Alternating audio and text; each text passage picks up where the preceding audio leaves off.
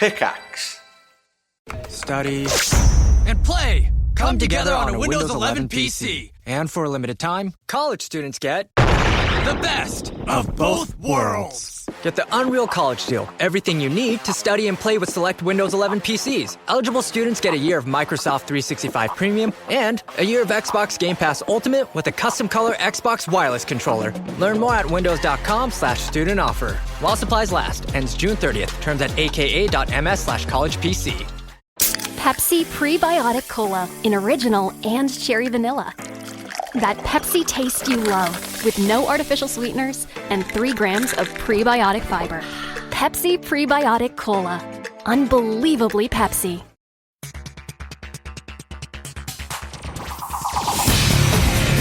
Okay, the recording's going. We're ready. I'm not doing it. Is there something wrong? You're going to have to do it. Okay. Hey, is it hey y'all? Okay. Hey y'all, welcome to Rolling Dice and Taking Names. In today's episode, no, I don't even know how to do this. My writing is horrible. How do you pull this off? Today's episode features a huge taste buds with goodies sent from a listener. Plus, there are reviews for Rising Cultures, Frenzy Falls, and Got 5.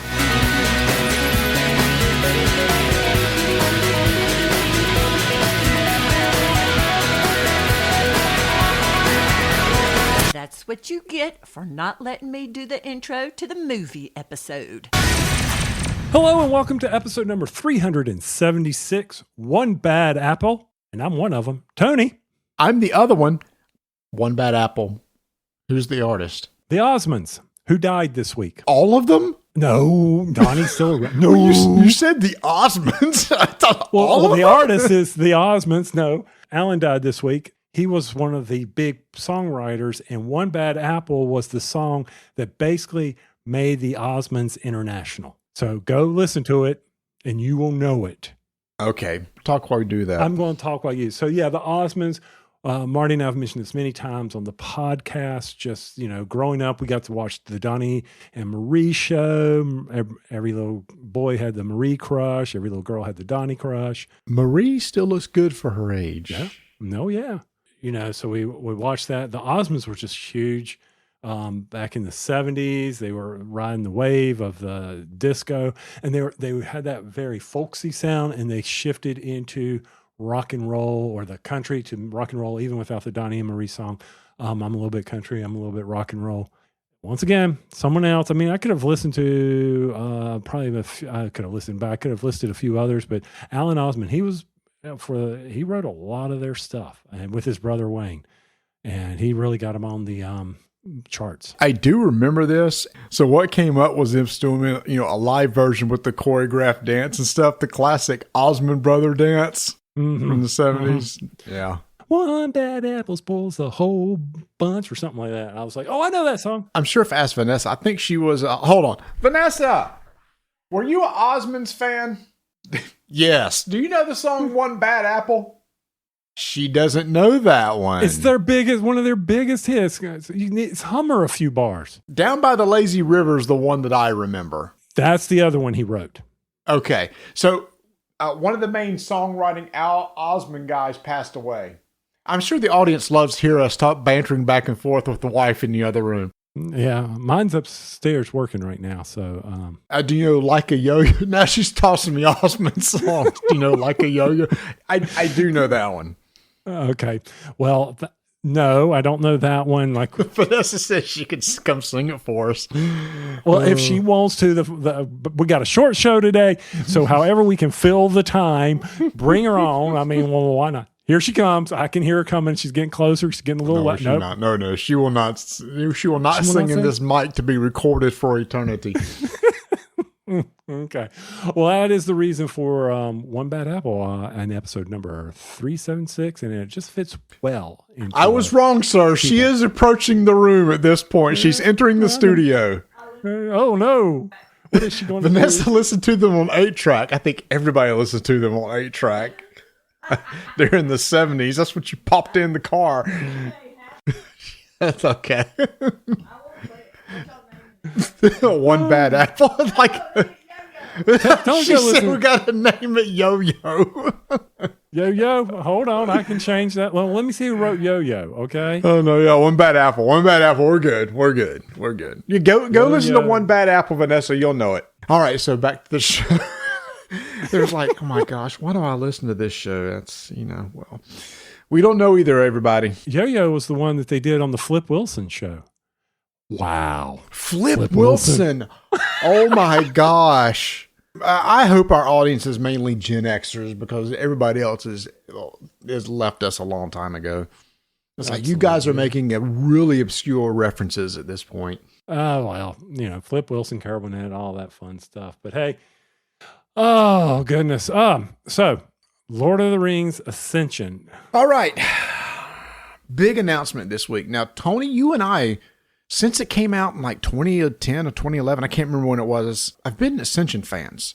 I think you've probably played way more than I did. I think both of us invested many, many hours in the app. Mm-hmm. I haven't played a lot recently. It kind of fell out. Okay, I've gotten everything out of this game that I want to.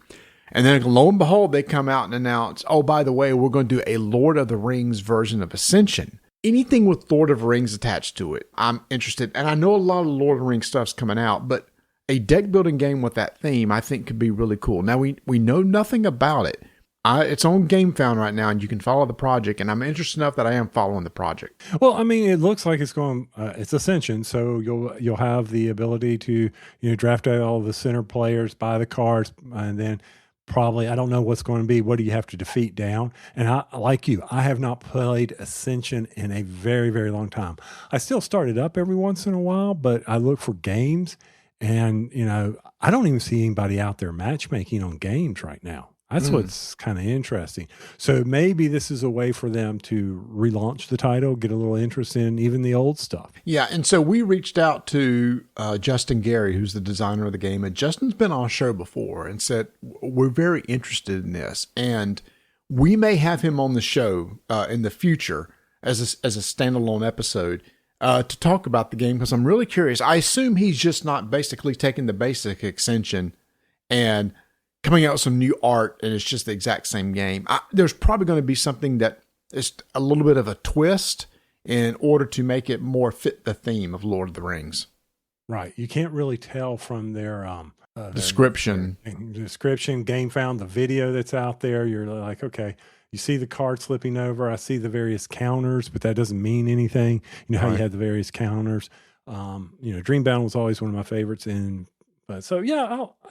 coming summer of 2026. Right. That's not to be released. That's when the GameFound campaign will launch. So anyway, behind the scenes, we are coordinating with them to possibly have him on the show at some point. Speaking of Lord of the Rings, Vanessa sometimes just has the TV on the background for some background noise, and she was on some network channel last night, and Return of the King came on, and I was sitting there, and it was. I started watching. It's like, look, I just watched this in January. I resaw it in the theater, and it was the extended version. And I said, I'm not going to get into this again. Now, wait a minute. I said, oh, wait a minute. This scene coming up right here, I kind of want to see this one scene. The scene that was coming up when they go into the mountain. And I told Vanessa, I said, I'm pretty sure this is the one they really cut down on in the original theatrical release. So I said, I'm just going to watch to that point. So I saw that scene. I said, yeah, I knew they cut that part out. And then I was I said, I'm going to go and do something else. And it's like, wait a minute. Hold on. The next scene is going to be one that I really want to see because it's with Faramir, the outer fortress outside Minas Tirith, and he has to defend that, and the Nazgul come in. I'm just going to watch that one. And I just kept going over and over. I said, okay, I'm just going to sit and watch the next scene, and that's it. And then by the end, it's like, okay, I saw him sail away on the ship. So I saw the whole thing. I watched commercials and everything. That was ridiculous. Well, so I came in from doing some yard work, turned it on, and yep, sure enough, I kicked in. The Fellowship was on because they were doing all three of them in a row. And I got into the Death of Boromir. That's what I got to see. And I know you did it too, even when you were watching that one, but it was later. But when I was watching the Fellowship, I was like, oh, I know what that card did. There's alerts. I know what he was on that card. Yeah, there you go. Yeah, 100%. Okay, there's the horn. I know what the horn is. Yeah. I remember what was interesting is in the extended version of the movie, that the whole thing with the mountain, They go in there and address, the ghost of the mountain. Mm-hmm. And they make them say, you got to make a decision. And then they didn't tell them. The ghost didn't tell them. And they leave the mountain. And that's when the Corsair ships come up. So that's cut out from the original theatrical release. And that's when they come out and said, fine, we'll help you. And basically they're going to take over those Corsair ships. Because in the theatrical release, they leave it with, they leave it with Aragorn going, are you going to help us or not? The next thing you see them is the Corsair ships come up outside of Minas Tirith, and they're on the boat, and just like, how'd they get that ship? I mean, that was a huge gap cut out of theatrical release that I was just very confused about when we saw it on the screen. I mean, I had read the book, so I knew what happened.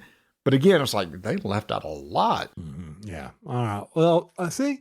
And even on TV, they're going to cut it all up. But luckily, you've seen it recently, so you were able to fill in the missing parts. Yeah. They even cut out the part where Denethor basically runs off the edge and falls to his death. Yeah, they cut that out there, too. There's a flaming comet? Yep. They just show him running out of the room or the tomb, and then that's it. They never go back and finish that scene. And then right after that movie was done, they crank up Fellowship. So they were running them again. Oh yeah, they're going to keep running them. I don't know why, but maybe they're getting ready for the next Hobbit movie or whatever. But we all tear up. You will bow before no one. I didn't this time. Okay. And I guess it was because I was engaged. I was going back and forth. And it was like, here's where they say that part. It didn't really get me. Now, in the theater, when I rewatched it in January, oh, heck yes. But then, I'm absorbing it here with the commercial breaks and stuff. I'm just kind of looking up when something's on that I wanted to see. And then it's like, well, I got to see it when she says, I'm no man. I got to say for that part. It just kept on going. That's such a good scene. Such a good scene. All right, game night with newbies. And you're not talking about your normal game group, though. Sometimes we could be classified as that. What was going on there? All right, so there are a couple guys in my church that is like, hey, you might be interested in games. And I've had them over a couple times. I've only taught them co-op games. I taught them Pandemic, and I taught them, World of Warcraft Pandemic. Because come to find out, some of them had played Warcraft and were familiar with that theme. All right, Theme sometimes hooks people. Yeah. So I had them over this past week. I said, all right, guys, co-op, we've had enough co-op. We need to do a little head-to-head. Since y'all like Warcraft, I'm going to put out on the table Warcraft Small World. So I thought, okay, let's see how this goes. Number one, I don't know if they're going to be able to grasp it, because if you remember with Small World, you got all the factions and the different combinations, and you got to understand how each faction works. So I sat them down and explained it. And luckily, they kind of all got it really quick. Anytime I have to move, I need to take 2 of my tokens and put it out on the adjacent space. But I may have to pay more depending on what's there. So they got that. Thanks to Days of Wonder, everybody has a nice player sheet that clearly explains how all the factions work. So they were able to see what's on the table and figure that out themselves. So we get to the end, and I will say, they were like, this was great. This was great. I'm ready to play this again. So Small World went over really well. And this was a game when I first played it. I could not stand it because that was early on when I'd started playing games. And the group I was playing with was just really cutthroat. That's what I was concerned that I was going to turn them off, because it did get kind of cutthroat. But I think because we're all good friends, we knew it wasn't fun. Yeah. Well, it's a game. It's part of the game. And it's not like, and they understood that this is going to happen. So that's always beneficial when you put it out front and say, now listen, this is going to happen. You're going to have to do this. You're going to have to, you cannot turtle, and you cannot not pick on your buddy. But if you want to win, you just got to go for it. You can't hurt. Nobody's going to get a participation trophy over here. You got to win. Yep. And I was worried I was going to have to figure out how to explain, okay, how does decline work? And I thought, oh boy, will they get this concept? No problem. No problem at all. They understood that, okay, this turn, everybody's going to flip over to a decline side. I no longer get their benefit anymore, but still get points. And next round, I draft another one. It went surprisingly well, so I'll try it again. And I'm glad to know that they like area control style games. So now I may introduce them to other things like El Grande. I thought would be a good one. Ethnos. I thought would be another good one too. So we'll see. But after we were done, one of the guys says, can we please play that one card game where you have 12 face down cards and you flip them over? I said, Sky Joe? He said, Sky Joe. I love Sky Joe. Man, what a great find on that one. I have gotten so much mileage out of that game. Yeah, we end up playing it all the time now, and I'm like, okay, this is where, hey, at least I don't have to play some other simple card games, but, Skyjo. Matter of fact, somebody asked, said, hey, can I borrow your Skyjo? We're going to go on a trip. I tell you Go what, to Amazon. I know. I won't spend $25 and have it shipped to them and say, there, you don't have to come borrow. And he goes, oh, can we borrow Scout? Go to Target and pick up Scout. Okay. After what I've just told you think Scout would be a good one to introduce to people? Oh, yeah. Okay. Mm-hmm. Okay. Scout would be a real good one to introduce them to. Not Bottle Imp, but Scout, yes. Yeah, Scout. Now, one of the guys keeps saying, I just like trivia games. Can we play a trivia game? So I think maybe one time we're going to introduce Wits and Wagers. I think that's a good gamer's trivia style game. If you got enough people, small numbers, it's hard. So, that's the challenge with Wits and Wagers. If you're playing with 4, then you've got a challenge when it comes to how the bidding works. You kind of limit the bidding, so that's better with a lot more people. So you'll have to get the Osmond fan there in your house to come down and play with everybody. Or, have if they bring the wives. There you go. The wives come over. That makes it a lot better because then you can definitely do the team ups or things like that. That's true. So that's the biggest challenge for Wits and Wagers. I'm trying to think of other trivia. We have them, but they're all the big group games, right? Right. So I was trying to think, what other trivia games do we have? The one obviously comes to mind is Trivial Pursuit, and it's like, no, I'm not doing Trivial Pursuit. I personally just can't take that one. That's why the Wits and Wagers immediately came to mind because it is based on facts and stuff like that. But you're right. I don't think I've ever played 4-player where each person's their own player. But I don't know. Yeah, you can always give it a try, see what they do with it. There used to be some. I don't have them in my collection anymore. Sold them because nobody ever wanted to play them.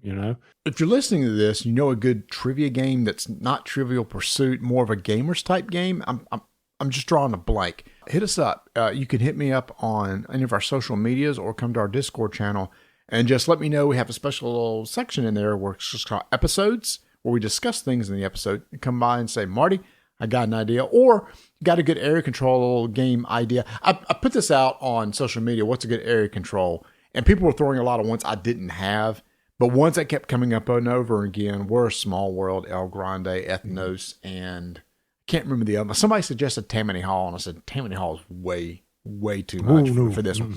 So then I just basically put out a poll, and what came on the top was as a tie with Ethnos and Small World. So I went. Original or new and improved Ethnos? Oh, it will be the original. I got rid of the new and improved. I do not like the new and improved at all. So I was curious if you'd run into this yet. Pennies are becoming like T-Rexes and becoming extinct. And that's just because of, decisions that were made to eliminate the production of them because of the cost. But today I was in a store and I decided to pay cash for something. And it made me think back to a lot of the movies that happened with the rounding. Now, in Office Space, if I remember correctly, they screwed up the program where you're supposed to just shed off some of the decimal points, and they got rich. Round up to the nearest penny, and they take the difference. And they take the difference, right? So I'm standing there, and I got the little change machine. I put my little money in there, and it comes out, and the bill was 98 cents. Not many things cost, less than $1. And I put my $1 in there, and I got a nickel back. And no, not the group, but just the regular. I got a nickel. And I look at the lady standing there mounting, doing the the self-checkout group. She goes, "Yeah, you can't order pennies anymore." So the company as a whole decided that we're going to do round up for people. So if you're going to get pennies back, we're going to round you up. And I'm like, okay. So if it was 91 cents. I could have gotten a dime back. Okay. Nope, 95. You'd have gotten 95 cents, not a dime. That's true. I would have gotten 90. Well, if I put $1 in, it would have given me 9 cents. So it would have given me 5 cents plus. Oh, no. I see what you're saying. You're right. The math was wrong. Yeah. Okay. Now, wait a minute. So you're saying that there's a system here where we can find one item and just keep feeding it over and over again. And if you do it enough times, you'll make a ton of money. We ain't going to get there, but yes, we could, if you could figure out something that costs less than, because if you think about it, and it's just, I know that it's the state of everything. Most of the time when you charge things, if you're charging things, and not everybody can charge, but if you're charging things, you don't care about the pennies. Right. But I've started to notice more and more as more groups, if it's 91 cents, actually what they'll do is you give them $1, they'll just give you a dime. Okay. They'll knock off the 1 penny. Yep. All right. And I was just like, okay, the change machines are doing this now. I'm like, this is just wild that some programmer out there had to sit down and think about this. Okay, when do we round up? When do we knock it off? You know, I was just floored by all of this. I was just like, okay, I feel like I'm in a movie now. Like to the point where how can we make money off of this? And we can't. It was just interesting to me. I hadn't really thought of it, and it's been happening to me more and more lately. And I was just like, okay, I'm going to keep note of this and see how, where can I use my dollar and get back more money? Let's see if that can happen. It's good. It's a good deal. It's good. Interest you in Bitcoin. Kidding. All right. So we have been doing some giveaways lately, and we got another one that we want to provide. A few episodes ago, we covered the game Campania, and we all really enjoyed it. It was this simultaneous bidding worker placement game. We have an extra copy, and we would like to give one away. Now, one thing I really appreciate about this is from a Japanese designer who not only designed the game, but did the art. I think this is a solid game to put in your collection for a good 1 hour Euro. And it is definitely a 1 hour Euro. And those are very hard to find with some little bit of depth to it. So we're going to be doing a giveaway. And as always, to do that, join our Discord channel. There's a contest section over there. I'm just going to put giveaway, give a thumbs up, and we'll pick a winner. And we'll send it to you. This is one I actually have a copy of, so we'll have to pay for shipping. So it must be within the 48 contiguous states to try to keep the shipping down to a minimum. Another contest. If you don't know how to find our Discord channel, head over to rolldicetakenames.com. You'll see a link to join the Discord, and you can do it from there. All right, next up, we got a special taste buds. Patrick, who is a friend of the show and sent us stuff in the past, has sent us a box of goodies for us to try out. Several different snacks, confectionaries. Tony has his set. I've got mine. Let's see what we think in Taste Buds. Taste buds. Taste buds. Taste buds. Two incredible stuff. Taste buds, two incredible stuff. Taste buds, they're just a bunch of. All right, Tony, before we get started, we got some snacks we're going to want to wash down. So we have a brand new beverage from Mountain Dew. Do you know what a dirty soda is? Before you saw a dirty Mountain Dew, did you know what a dirty soda was? I know what a dirty alcoholic drink is, but I do not know what a dirty soda is. Is it the same thing? I don't know. I don't know what a dirty soda is, but a dirty alcoholic drink is one that has ice. Make it dirty. Dirty, dirty, dirty. Okay, so for salt, there's been this trend of putting milk in soft Why? drinks. Why? I don't know. It does not interest me at all. And let me double check that because I'm pretty sure. Okay, it's not necessarily milk. It could be flavored syrups or creamer, like half and half or coconut cream. Okay. So that's what's called making it dirty. So Mountain Dew introduced the dirty Mountain Dew. And I was wrong about alcohol. Alcohol, to make a dirty drink, is to add by adding salty or a savory component. That makes it dirty. So neat is adding ice, but anyway, so a salty type flavor makes this a drink dirty.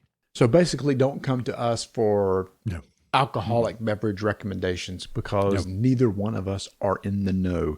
All right, it's called Dirty Mountain Dew, Cream Soda Dew. So I know exactly what this is going to be like. Cream soda, Mountain Dew mixed together. Okay. What was the cream A&W root beer? Didn't they do like a cream soda? I did get a new Dr. Pepper that's a coconut cream, which I like a lot. So that was actually good. I think we tried that on the show. All right, here we go. Popping this open. Get a whiff. Whoa. Cream soda, baby. 100%. Woo. It hit me straight out. Do you like cream soda? Well, we'll find out. I mean, just regular cream soda. I got a 12 pack sitting out in the fridge, out in the garage that I'm going to be getting rid of. Well, now do So- you like cream soda in general? I don't get it a lot, so we're going to find. I'm seriously, I don't know if I like it. I know what I like, so let's find out about this one. All right. All right. So I like cream soda. The problem with the cream soda is I never can finish one because it's so sweet. And this one's definitely sweet. Even though this is sugar-free, it has a very much of a sweet component to it. But you know what these cream sodas always taste like? It tastes like the orange creamsicles to me for some odd reason. I guess, but there's no orange in it. It's vanilla. Can's I mean, got that's cream soda is vanilla. Okay. This is. All right. I don't know what I'm going to do with that 12-pack. We're going to be taking that 12-pack to Qdoba's and giving it out like I did that last one that was really bad, the vanilla Coke. Yeah, well, I like it enough to where I'll keep it in the fridge and have one every so often, but it wouldn't be like a daily drink. But the purpose of that is so we can try these snacks. Now, Tony, I gave you 4 different snacks, I believe. Mm-hmm. Which one would you like to try first? And we'll talk about The one I'm most scared of. It's the one that's a little round one. Looks like a little peppermint, not a peppermint stick, but like a cinnamon stick. So this is a Lago roll. You're not going to like this because you're not a fan of coffee. This is cappuccino. Ding. That's what I figured. Rolled wafer filled with cappuccino flavored cream. I will say it's a very nice presentation with the box and everything. Each one is individually has a container for each individual roll. Nice. You're not a cappuccino fan. We'll see if you like this or not. So here we go. I don't like tiramisu. I don't like anything coffee. So How do you this will be explain this? This is a crunchy roll with a wafer filling. So it has like a consistency of a vanilla wafer, but it's in a rod. good. That's it. That's There we pretty go. much it with a nice little string of cream. Oh, well, I love vanilla wafers. I like this. I'll be bringing them back to you. No. Oh, I like this. Oh. Oh, and then put that cream crap on top of it. Oh my God. No, this is good. No. Lago No, it's roll. not. It's a taste of Italy's best. Says it right on the box. No, it's coffee. Ugh. I do not like coffee. I don't get a lot of coffee flavor out of it. Oh, I do. It hits my palate quick. I mean, it is right there on the tip of my tongue. So I've been trying to watch what I eat and hadn't had a sweet in a long time, so maybe that's it. I haven't had a lot of sugary stuff recently, so that tastes pretty darn good. To help you watch your figure, there was something in the grocery store today before we move on to the next one that I am dying for that Little Debbie just came out with. But I know only I would have it at this house. Oh, no. And that is banana pudding cream cakes. Oh, 100% we need to try that. A whole box of those. I know Donna hates bananas, but I'm like, oh yeah, we got to get these on. But does she like banana pudding? No. Anything that she cannot stand the taste of banana, like me with coffee. Wow. Okay. So I found out with banana pudding, Vanessa likes banana pudding as long as there's no chunks of bananas in it. I'm like, I'm not sure how you pull that off. So you like vanilla pudding? You like a banana shake. That's all you're eating is a banana shake. Next, you're going to tell me she doesn't like the vanilla wafers in the bottom of it, and she wants the somebody makes them with different No, types of she sandwiches. likes that. Give me vanilla pudding with vanilla wafers on top. She's good to go. So she doesn't even like. Oh my heavens! All right, pick. What's the next thing we're going here so I can explain what it is? All right, we are going to go with what I think is so cute. It's a white-looking type squishy marshmallow ball with 2 strawberries on it. These look really cute. I like All right, these. check out this bag. I'm going to have to That's use Google Lens in order to see what this is. Okay. It's marshmallows with strawberries. That's all it is. That's all you got to do. So this is Yes. This is select exactly it. text, translate. Here we go. Puff strawberry. Marshmallows with strawberry. You kind of nailed that one, didn't you? Well, there's a strawberry on it, and it's white like a marshmallow. This is from Japan. Oh, this is going to be good. It's From going to be Japan. light, not I too love- sweet. I love some Japan confectionery. All right. Yeah, this feels like consistency of a marshmallow. It's a pillow. It's a little pillow. Oh my gosh. Yeah. Oh, it smells like a strawberry too. It smells like a strawberry. It's so You ready? cute. This is going to be a strawberry marshmallow, I bet. Oh, there's something in the center. Oh, yeah, it's strawberry. Oh my gosh, that is good. It's so good. Oh man, that center filling is amazing. It's not overly strong. No, it's not that sweet. It's very good. It's very tasty. I'm glad the calories are in Japanese, so I can't see what they are. I know. I'm like, man, this looks good. Oh my gosh. Yeah, yeah, don't get me on these are like, have you ever had the high chews that are now common everywhere? Mm-hmm. It's like this. Oh, I love those things. I gave you multiples of these though, right? Yes. Yeah. Okay. Yeah. Those are so good. Okay. Good. All right. Thank you, Patrick. Hold on. Let's rank these right now. I like the Lago roll, but this is number 1. Lago roll is number 2. I assume you're the same way right now. Because there's only been 2. Yeah, but I know where Lago roll ends up. It's easy for me. All right, what's next? Pull it out. Next we're going to do the Oreos. The Oreos. Yes. Okay. So once again, I got to pull out the Translate app here. All right, I'm going to take another guess at it. Okay. So I am seeing what looks to be strawberries on this. So I'm saying this is going to be an Oreo strawberry is what I'm seeing here based on their packaging. Okay. So this is from China. Ooh. White peach flavor. White peach. Oh, I would not. I can see that. I can see the peach now in the symbol. It's kind of shaped like a strawberry, but I can see the peach now. This looks good too. These are individually packaged too. These are nice. White peach. Individually wrapped Oreos. How many's in a pack? I haven't even opened it yet. Oh, I'm going to love this. Oh, I can smell the peach coming through. This is going to be so good. Oh my! So here's the thing. My favorite fruit is peach. I love peach flavored anything, and we are very fortunate to live in one of the biggest peach producing areas in the country, upstate South Carolina. Peach orchards everywhere, and when the peaches come in, I go to a local market near our office and get fresh peaches that came right off the tree. And what's funny for me, peaches are not my favorite. And matter of fact, I can't eat a peach straight. I can eat peach ice cream, peach yogurt, peach anything mixed with it. I just cannot handle regular peaches. And that could come from the fact that all of my peaches growing up were in cans, fruit in a can. Everything was tin. You know how that is. So I do. The bad thing about a fresh peach, it's hard to eat a fresh peach. Number 1, I don't like the skin. So I have to take the skin off. Some people do eat the skin, and then you got the huge pit in the middle that you got to take care of. Yeah. Let's taste these bad boys. I'm going to do individual here. I'm going to go on the wafer, and then I'm going to go on the cream, and then we'll put it together. Oh, so you split the apart like a typical Oreo. So we're going with the side with the cream first. Okay, side with cream first. Got it. Oh, baby. So you went with the cookie. I just wanted the cream. So I'm licking the cream off one side.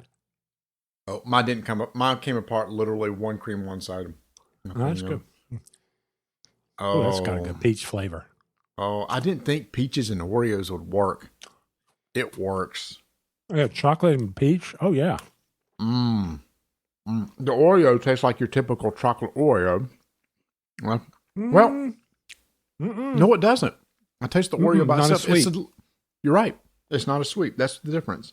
It's a little more chocolatey. It's more chocolatey, which is going to have slightly bitter taste. So the peach filling is what gives you the sweetness.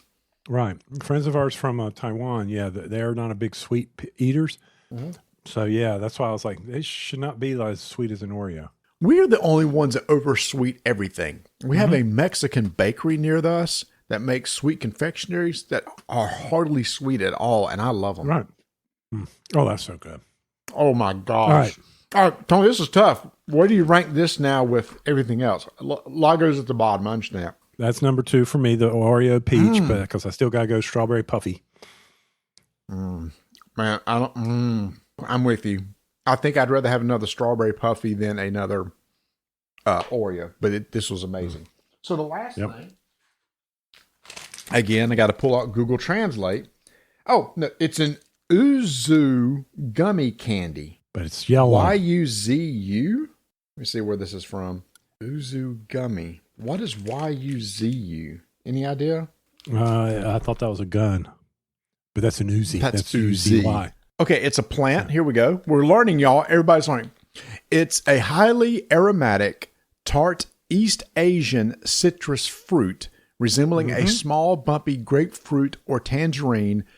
Tastes like a complex mix of lemon, grapefruit, and mandarin orange. Widely used in Japanese cuisine. All right, let me get the past fruit taste out of my mouth. All right, I'm not a big grapefruit fan. I'm not either. This love lemon. is a soft candy too. So these are individually wrapped gummies. Mm-hmm. Again, product of Japan. It is gluten free if you're counting that. Okay, smell the lemon. Loving the lemon taste. Smell. Sorry, not the taste. Haven't had it yet. But it's not totally lemon. There's something else there, right? It's the grapefruit. That's what I'm guessing. I don't know. Ready? Mm-hmm. That's different. That's a word. I mean, I can't relate to anything. It's exactly what they said. If you think about each individual thing they said, lemon, grapefruit, and orange, you can pull that out of this. Yeah. To me, it tastes lemon zesty. To me, it doesn't have that tartness of lemon. But yeah, I mean, it's not bad tasting at all. Mm-mm. Matter of fact, it's really good. It is good. Again, not overly sweet.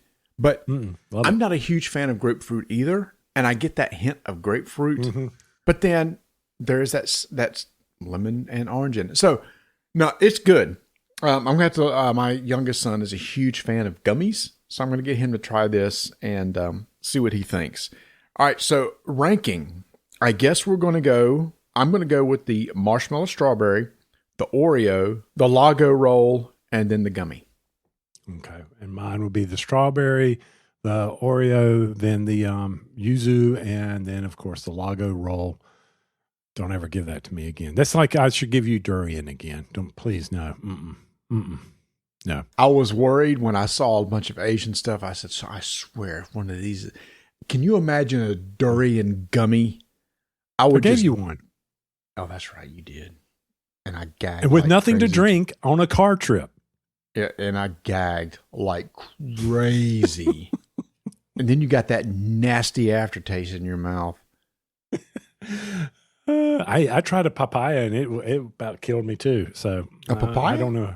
You don't like those? The papaya, I didn't do it right. Something was wrong with when I fixed the papaya. But anyway, well, all right. So recapping, we have a Mountain Dew dirty drink that we were okay on. Mm-hmm. All right. Like Marty said, I'm with him on this. It's not something I could throw back in it with all my other Mountain Dew tastes, but I wouldn't mind having it again. Patrick, excellent choices here. Thank you so much for sending that over to us. And if you ever get any more of the strawberries or tell us where the little strawberry cream puff thingies are, you just shoot us a note in Discord and I will be heading to that market.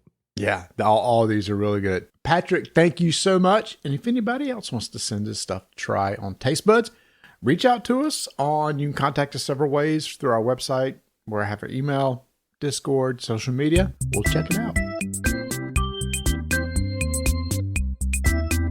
ShopPortalGames.com.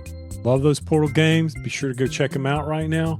All their new releases. You have Neuroshima Hex Anniversary Edition, the new army for it, Wireman, new. Race to Berlin. That one was a little good 2-player game. We love our war games. Race to Berlin. If you enjoy some war games, be sure to check that one out. Bohemians, a card-playing game. Now, over here in the U.S., we didn't get a lot of love for it here, but so maybe it was under the radar. You didn't hear a lot of people talking about it. Possibly check that one out as well. And, of course, Robinson Crusoe, Adventures on the Cursed Island. That's always a hot game. Marty, do you have that for your little friend group? Do you think that one would fit in with that group? Oh, I think it may be too soon for that. Maybe the death and destruction of Robinson. Yeah, that's pretty brutal. I don't know if I'm ready to throw them into that quagmire. A really good worker placement game, Resurgence. All that is over there on the shopportalgames.com website, and they've got some sales going on, liquidation. And don't forget, if you need a Portal game to go, there's board game apps that you may be interested in picking up because there is plenty of those, including Neuroshima Hex. So check it out, shopportalgames.com.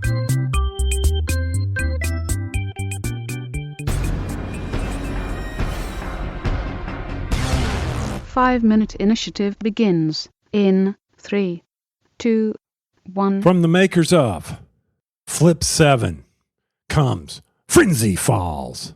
You mean the publishers of Flip 7? They make it, don't they? I guess they the make op it. Games? I didn't, but you don't mean design, is what you mean. I didn't say design. I said they make the makers of. Fair. Joseph Chin and Randy Flynn are the designers of Frenzy Falls. And this game is pretty straightforward, where on your turn, you're going to play a card from your hand face down into one of the pools that are in the center of the table. And you're going to go around and everybody's going to get to play 2 cards to the pool, unless you're playing 2 players. And then we are going to resolve those cards that are face down, and chaos may happen where we may have spillovers into the various falls that are down below. The object of the game is to score the most points after the deck of scorecards runs out. Now, of course, in this game, these cards that you're playing, they've got special abilities that will change where certain cards are played. But also, one of the unique things is whenever you have 10 or more in a fall, then you will score the card. And the way you get that card is if you have the most influence. These cards have numbers on them, and you add them up in the row, and that creates greater than 10.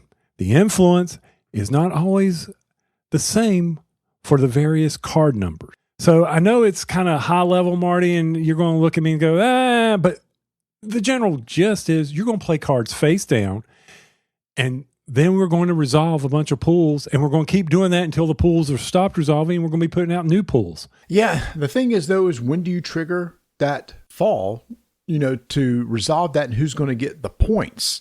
And that's the tough part, because you're playing face down. So it's kind of hard to strategize. It's like, well, I think if I put this card, we're going to push it over 10, and hopefully I can score those points. Or maybe you're trying to build up and try to take over an area, but somebody else jumps in front of you, flips up a number, and it's like, nope, we're going to push over 10, and I'm going to score these points. So frenzy is a good word for it, right? Because it's like everybody's just kind of, flipping and saying, okay, start at the top, work your way down, and hope that you got cards in the right place to get some points out of it. The pull or the proxy, these are the special cards where you're bumping a card that's to your left or right of your card, and that may change who's got control of it, but you don't know.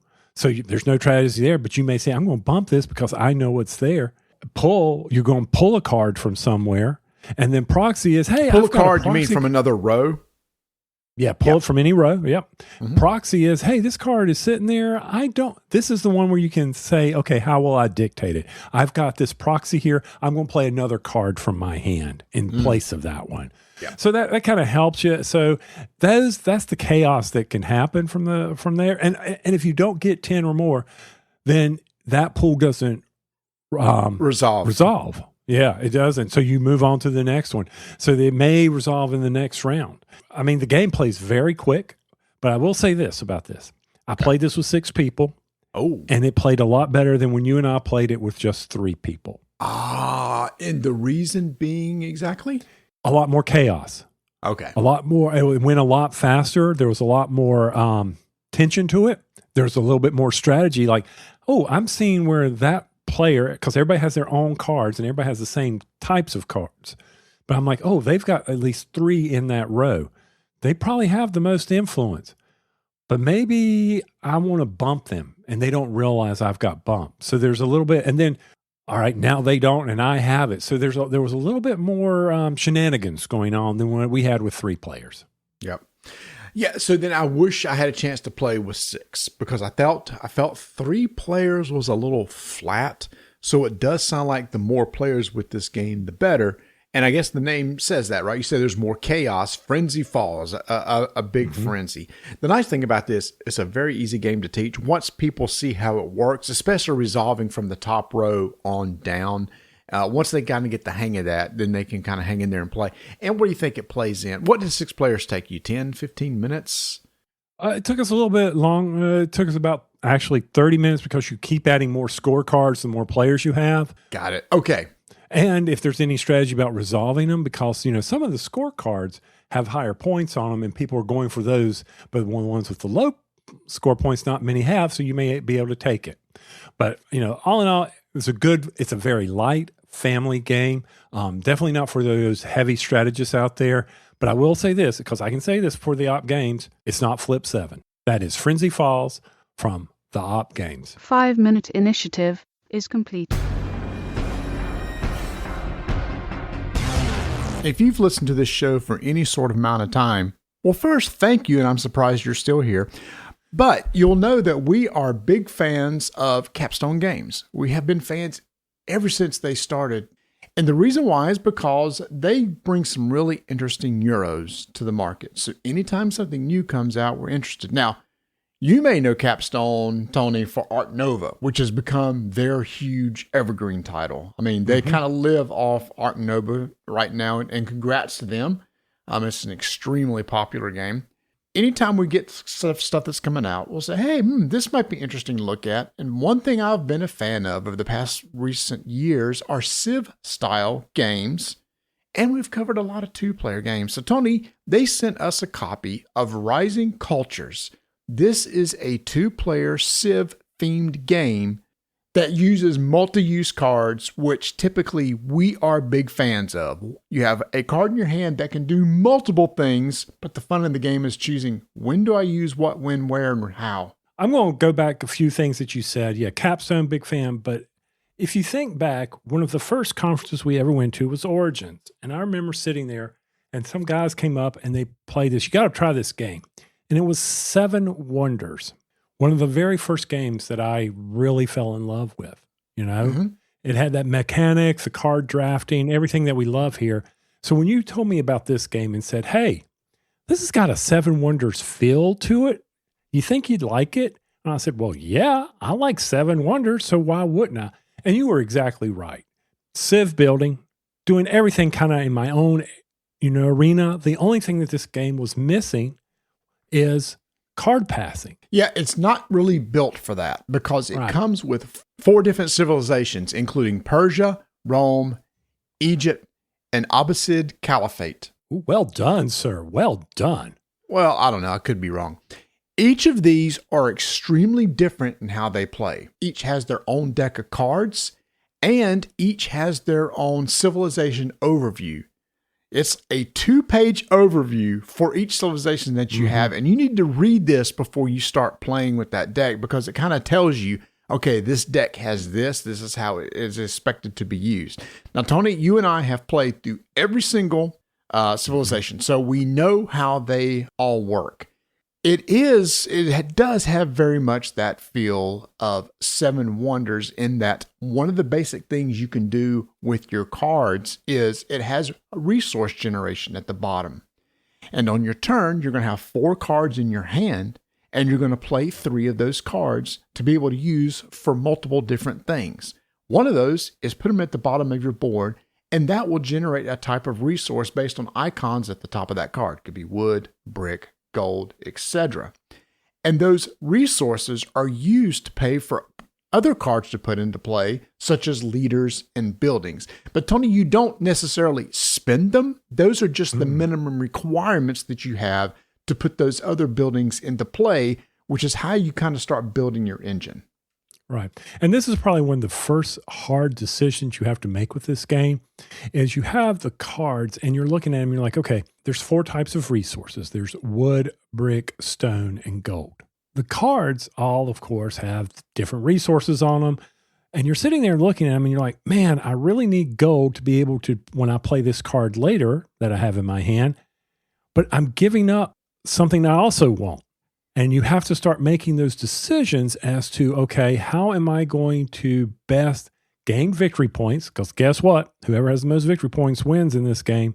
And you're sitting there trying to say, okay, if I get rid of this card and put it in the resource row, I'll be able to do this other card later. And one other thing you can always do is just like in 7 Wonders, if you don't have the necessary resources to build a card, you can always, don't think you're locked in because the way I was talking about it, you may, oh man, well, what do I do? No, you can always spend coins that allow you to replace missing resources. 2 coins per missing resource for a building or leader that you want to put into play. And that's the thing I like about multi-use card games is that tough decision. It's one reason I like Bruges. Bruges is a very early game that we played where you had multi-use cards. And it's like you said, well, this building is really, really beneficial. I would love to get it. But this building also happens to have this resource I really, really need. If you look at your other cards, it's like, well, no other card has that. It's like, well, how am I going to get this resource? One of the other things you can do is you can just discard any card in your hand to create 2 coins.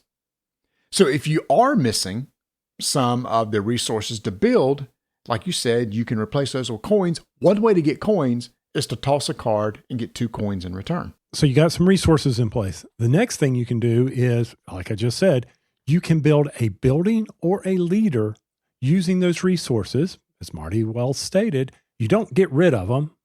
Well, maybe you do, but we'll talk about that later. But you may place a building or leader into your tableau. Now, as with all good card games, these buildings have abilities that are now available to you. Some may generate resources, some may give you some victory points, some may, provide you the ability to do certain things to manipulate your hands or your tableaus or whatever.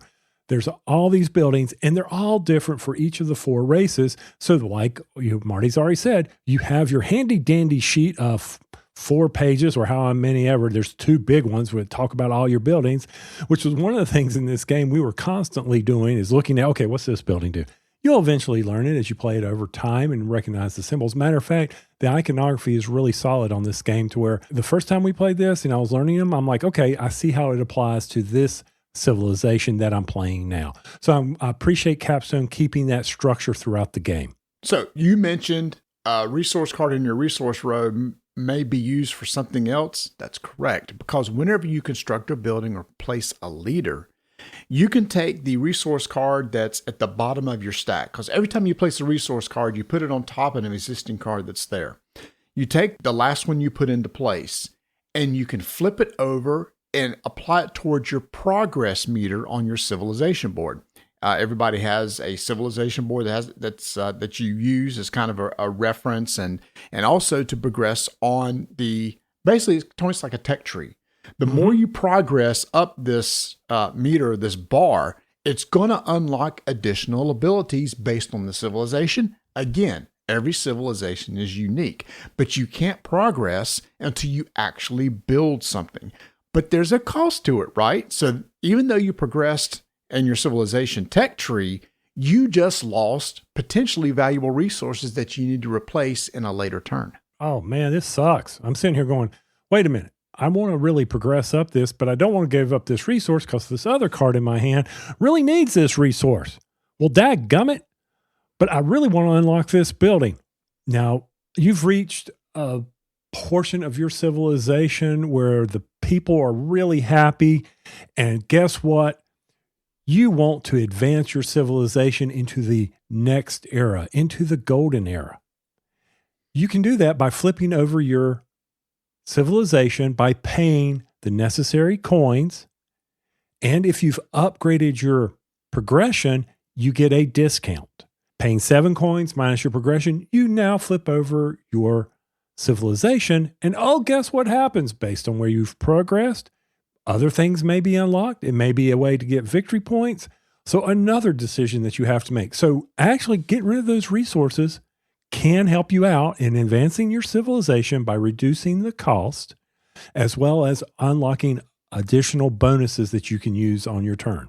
Another thing that feels very similar to Seven Wonders is there is a type of military conflict in this game. At the beginning of the game, 7 province cards are placed in the middle of the table between you.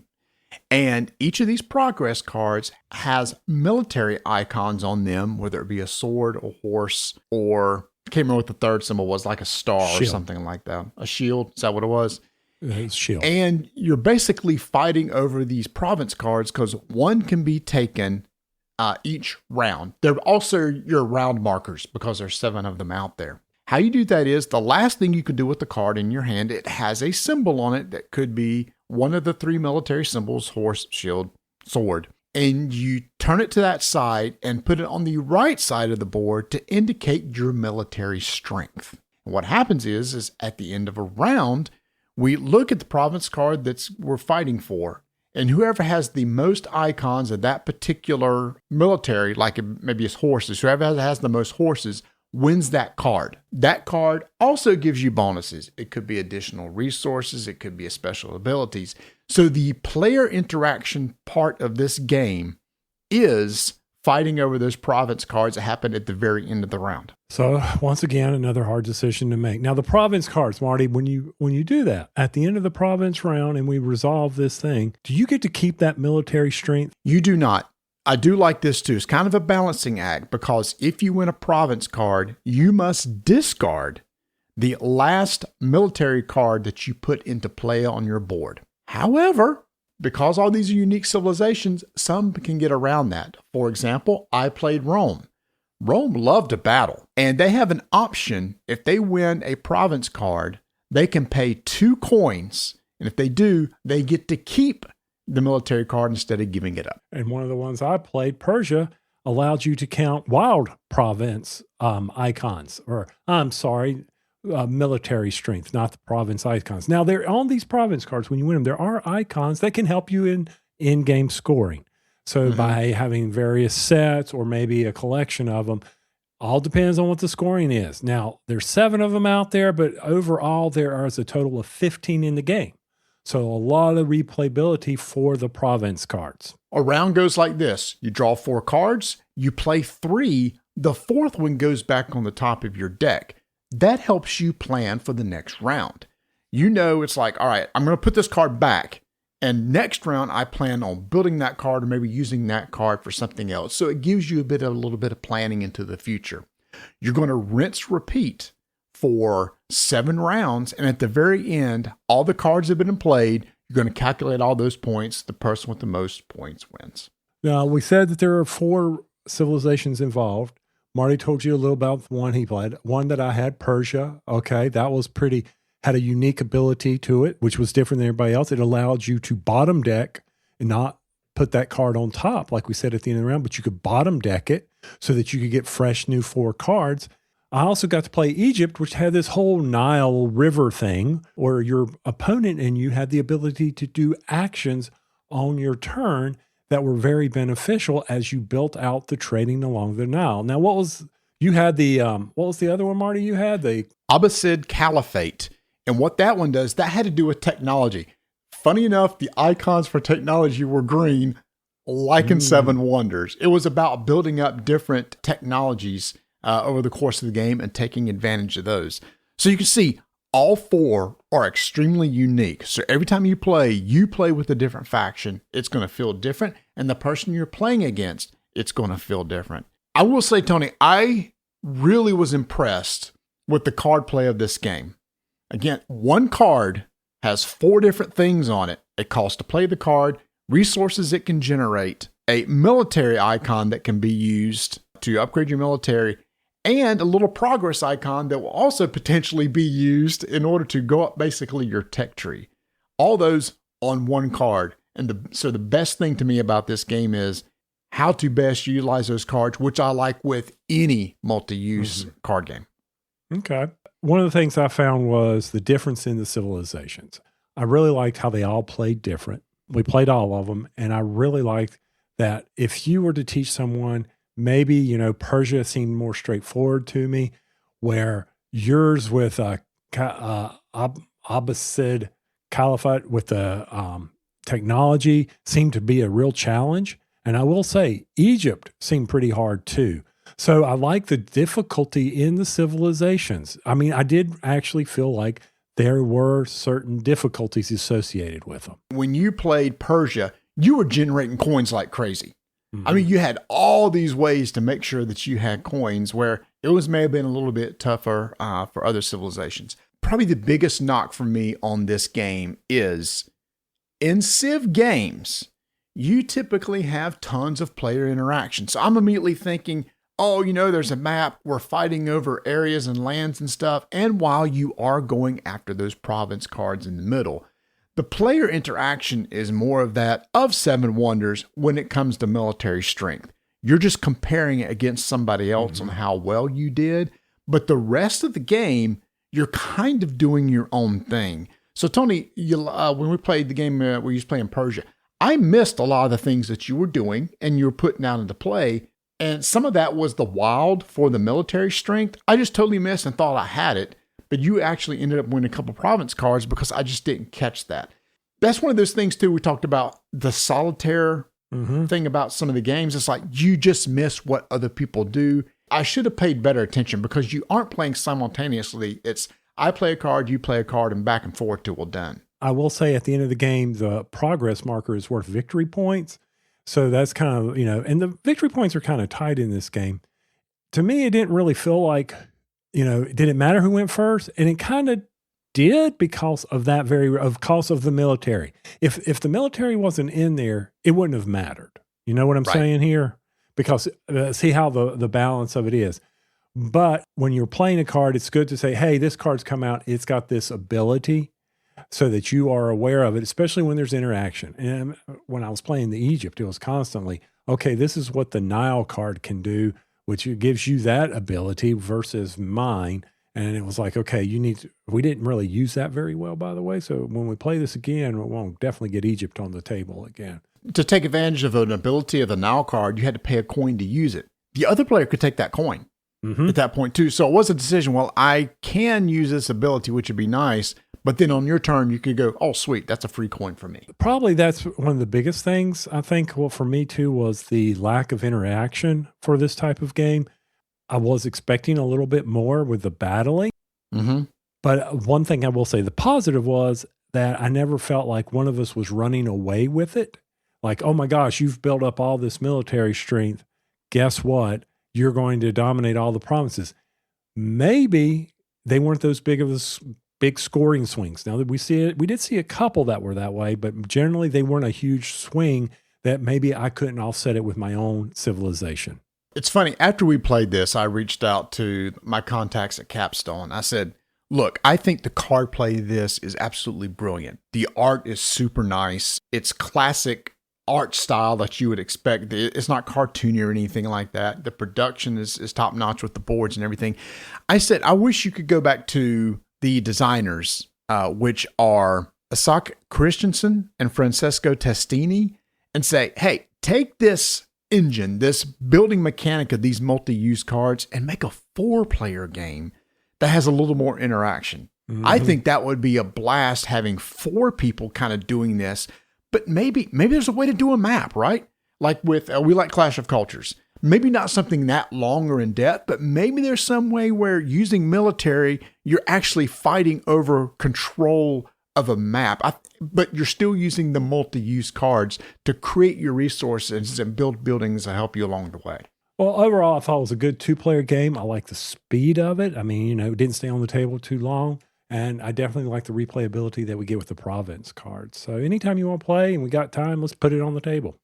Yeah, we're talking a 30-minute game. It's pretty straightforward to learn how to play. I think the big thing is just before you play a new faction, make sure to kind of read over the sheet and understand how they are. And every faction does have a reference to every individual card in your deck, which is super nice too. So that is Rising Cultures. That is out right now. Tony, this game is only $29.99, which I think is a solid deal from Capstone Games. Available right now.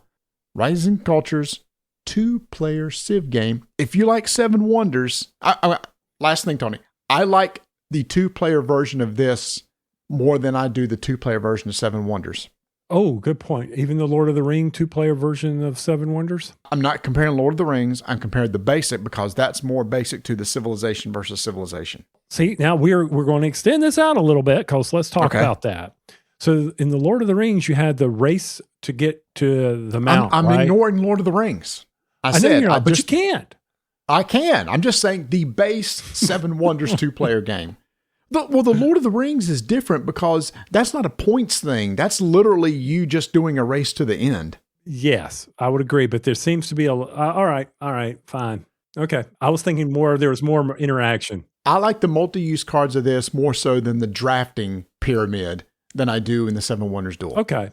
That's an excellent point because that is about the luck of getting something unlocked, Correct. And you cannot prevent certain people in that game from winning if you're forced to unlock the cards. And by that, someone could get set up to easily win by getting that special, I forget how, there was something about science that if you got certain ones, you got to win. I forgot all about that from the standpoint. But yes, I agree with you. This is much better use of those cards. Yeah. All right. Again, Rising Cultures. Give it a shot. always amazed by some of the stuff that Miniature Market has. Did you know they have a miniatures buyback program? If you're into playing RPGs, there are a lot of these miniatures you can buy, like in boosters, blind boosters, for both Dungeons and Dragons and Pathfinder. Well, they have buyback programs for those. So let's say you've opened up a bunch, you've bought a case or a box or whatever, maybe you got some extras that you're not using. Go download the buyback list over at miniaturemarket.com and check to see if any of those extra figures that you have are worth some money, and you can ship them to them, get some money back, get some store credit. Some of these are going for a lot. I'm looking at some figures. Some of the rare ones are going for $22. I see one, a silver dragon, that's $45. So it ranges all over the place. And again, they'll take D&D figures, Pathfinder figures. It looks like they keep their list up to date. So go look for the buyback sheet for buying back your miniatures over at miniaturemarket.com.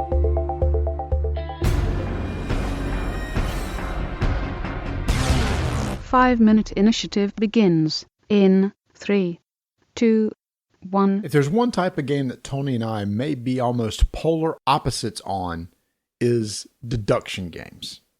Tony, you even said when you were a kid, you did not like the game Mastermind, and I loved it. I love Mastermind.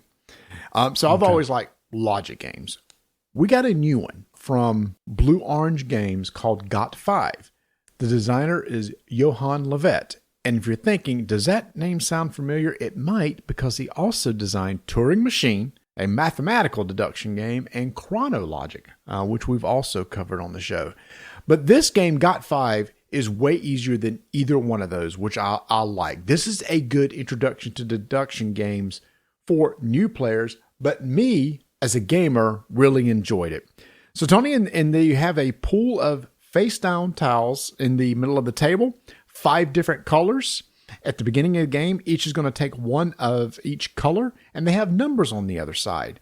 You have a little cute little cardboard stand that you can put those tiles in, and you set them up so that you never see what the numbers are, but you can see everybody else's number. You're then going to pick the person to your left or right to say, hey, could you order my numbers from lowest to highest? Again, you're not seeing what they are, but you just know one ends low, one ends high. At that point, the goal of the game is to deduce what your numbers are. You hit the highlights of this game. I mean, so, and part of the deduction, though, is you can see what everybody else, and they've given you this really nice card that can help you with deduce, where you will mark off the various numbers, and it's going to help you figure out, okay, what do I possibly have based on what's shown? Plus, at the start of the game, you're going to flip over an additional 5. From the pool in the middle of the table. From the pool, right. Yeah. So with 4 players, you're going to already know 20 tiles. So you just mark those off on your card knowing, well, every number is unique. You don't have duplicates or anything. That's right. And I mean, so you're sitting there thinking, hey, well, that green tile's on the low end of the spectrum on my thing. Okay. Well, based on what's next to it and what's being shown, that may be able to help you deduce which low green it is. And there's your strategy. How do I want to take the tiles that are out there and say, okay, how do I want to be able to narrow this down? Maybe I pick a very low one that helps me even shorten up the band even more. So I'm like, okay, I've got that. Now for me, Marty says I don't like these mastermind type games. Well, I did like Turing Machine, but man, do I really want to work this hard if it's not a worker placement type game? I don't know. Here's the thing. He didn't explain what the actions were. During your turn. Oh, I'm sorry. I thought you already did. No, I didn't explain. What you do in your turn is you're going to take one of those tiles from the middle that Tony mentioned he flipped up, and you're going to ask someone, hey, take this number and put it between where this would fall on my line.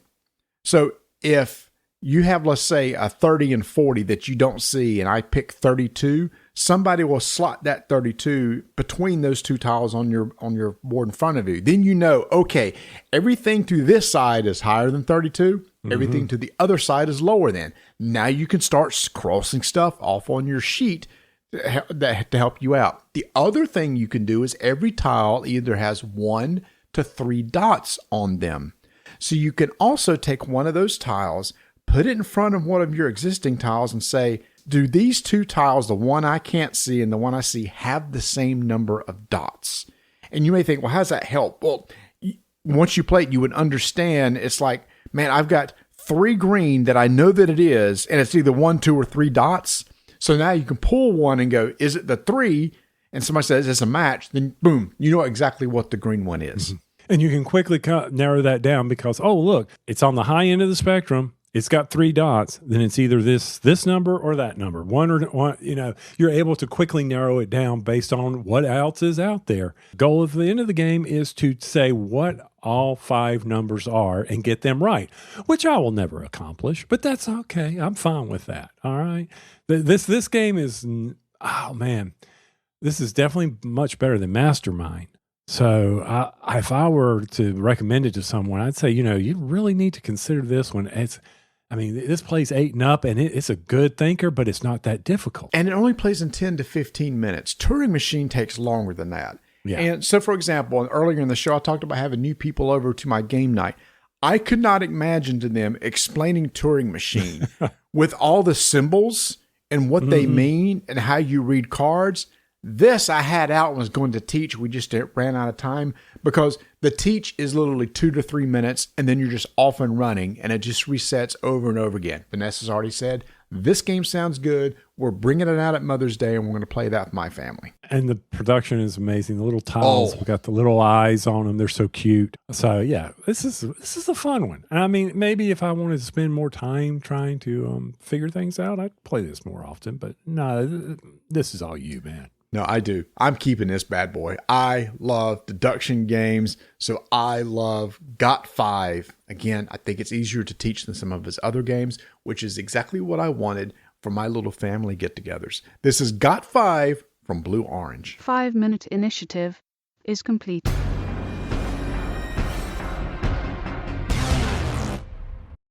This episode is brought to you by Viore. Mother's Day is all about celebrating the woman who does it all. So give her something as effortless as her love. Viore's ultra soft joggers, lightweight leggings, and everyday layers are made for everything from movement to rest. Pieces she'll reach for again and again. Get 20% off your first order at viore.com/Mother's Day. Exclusions apply. See site for details.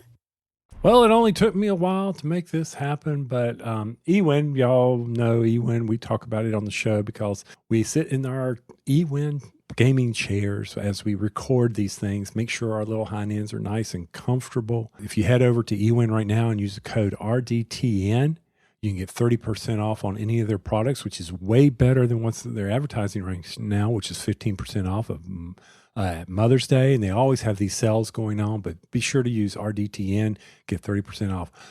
I am the lucky recipient to receive one of their new desks. They shipped it over to us, and I'll put it together. And Marty, let me just say, it's one of those desks that I have at work where it goes up and down. So if I'm sitting too long, I can stand up and I can sit here and say, hey, okay, I'm standing up and working. Being sedentary is bad. Yeah. I kind of wish is one of those things that I wish I had a standing desk at work, because I think I would find times that I would stand for 15 to 20 minutes if I can elevate the desk. And some people at work have bought like things that set on your desk and you can kind of raise them off the desk. And I'm not really crazy about that. But this is a fully motorized desk, right? You got a little button, I guess, that you can raise and lower it. Yeah, I got buttons to raise and lower it. I got 3 presets. So I can decide, that is very nice. From a desk standpoint, it's got a really nice feature where your cables can run down below your monitors and the desk is split so that they go into a little cable trough if you want to use it. But I was sitting there thinking, what is one of the features about this? We all have our desk, our home offices now, unfortunately due to an event that occurred a while ago. But I will say this. One of the things that you could do, or let me put it like this, Marty, what is one of the things that I really enjoy about our game nights at Qdoba's? Is it the high table so you can stand? Yes, it's the high table so I can stand. Y'all, let's flip this around. Instead of an office desk, if you were to get one of these eWin desks, and they're good size, 62 inches long, 24 inches deep, you could raise this up. This could become your gaming table, especially if you put a game topper on it. See what I'm saying here? That's actually a good idea. That's actually a really good idea. Yeah, I see what you're saying now. So you could have, hey, we're standing around, we're we're sitting for a while, and it's like, look, y'all just want to stand for a bit, raise up the table, and play. Mm-hmm. Yeah. So a multiple use desk. Is it fully square? Like mine has a little cutout area where you would, you pull your chair up to. Yeah, it does. But you would, it's not as big as your gaming table, 4x8. But I mean, for 4 people, the legs support system, it's not going to get anybody's way because there's only 2 legs on it to allow it to motorize up. But people can sit on the ends. But once again, if you put that game topper on it, I've got a full gaming table now. Yep. Take the game topper down, I now have my desk. So all I'd really have to do is upstairs, if I put it upstairs, I could put it in the bonus room. I just slide it away from the wall and say, hey, it's now my gaming area. Oh. Interesting idea. I thought, okay, we could do this. Well, there's a lot of interesting things you can do. So it's presented as a computer desk, which 100% it could be used. I also thought about a craft desk. We're getting ready to get StarCraft miniatures. You could set up a little painting station here and stand and paint. I giggled a little bit because I know me trying to hold something and standing, that would be a catastrophe. Okay. So, by the way, I bet you're right. A crafting table. Table, when you think about people putting things together, being able to stand and be able to support that. Yeah, completely. Yeah. And I assume that you probably got the same service I got where a mouse will work on it. You don't need a mouse pad. Try it real quick. Let's see. The mouse moves. Okay, so I guess it works. I just put my mouse it does. pad back. If you notice there's a certain texture to it and stuff, it's so you can use it as a mouse pad. Oh, okay. I didn't notice that at first, but I just put my desk Hey, I just told you something. All right, y'all. So you're going to hear us talking about this and different ways to use this. So head over to eWin. eWinRacing.com. eWinRacing.com. I never remember, y'all. Just remember eWin and type it into Google. It's amazing. It works. We also have the links on our website, and also never forget. Do we? Yes. We also never forget RDTN gets you 30% off not only this desk, but any gaming chair too. Well, every show we've been talking about Star Wars Unlimited and our Escalation League or whatever your Progressive League or Pain in the Ass League, whatever you want to call it. How's it going for you over there? Sucks. I got blanked in our last match against Bert, man. It was ridiculous. You pissed me off, man. You got to get through that. Well, no crap, Sherlock. I know I got to get through that. Well, you need to put saboteurs in your deck. You cannot build a deck, but maybe we can because of what we're doing. It's only us playing that is specific to one thing, right? So here's the deal, y'all.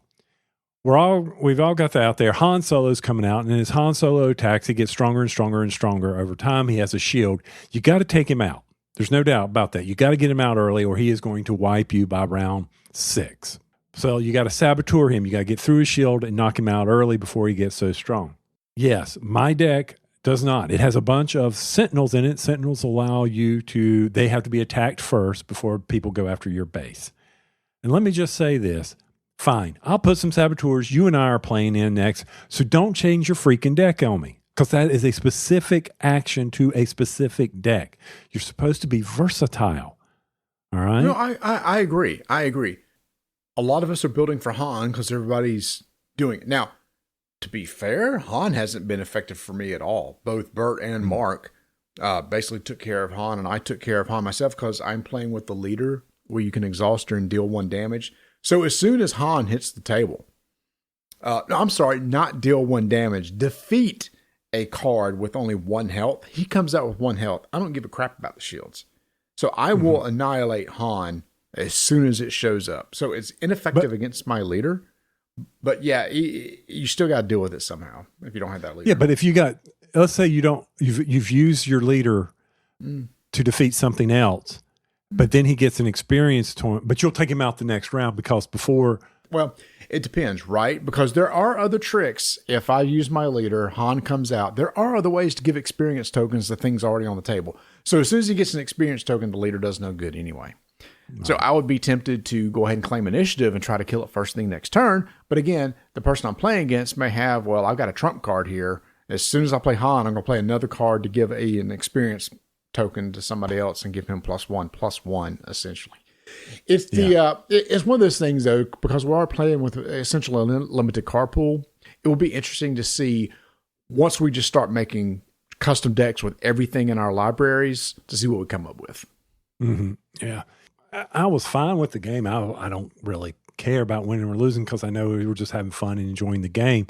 But it does suck. You know, you do get that nasty taste when, oh, my base was defeated and I didn't get one hit on you because I had to keep going through your sentinels, right?